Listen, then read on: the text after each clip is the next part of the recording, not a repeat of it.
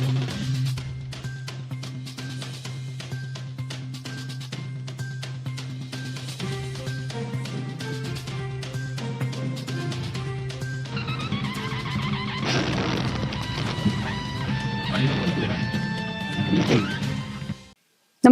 आपण पाहता हिरकणी न्यूज.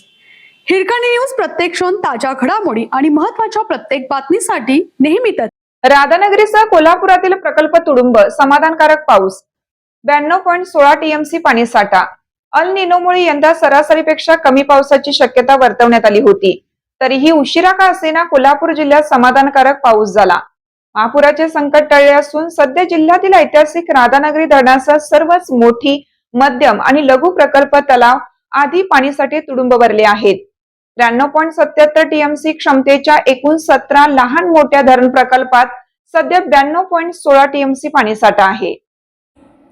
प्रारंभी पावसाळा हंगामातील जूनचा अर्धा महिना झाला तरी सर्वत्र पाऊस दाखल झाला नसल्यामुळे जोरदार पावसाची प्रतीक्षा आणि पाणी टंचाईचे संकट निर्माण झाले होते.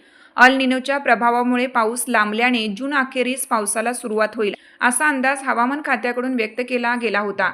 त्यामुळे येणाऱ्या पाणी टंचाईच्या पार्श्वभूमीवर स्थानिक स्वराज्य संस्थांच्या पातळीवर एक दिवस आड पाणीपुरवठा सुरू करावा लागला होता. मात्र जुलै महिन्याच्या सुरुवातीपासूनच जिल्ह्यात दमदार पावसाला सुरुवात झाली. सलग व संततधार पावसामुळे नद्या नाल्यांचे पाणी पात्राबाहेर पडल्याचं पाहावयास मिळालं होतं.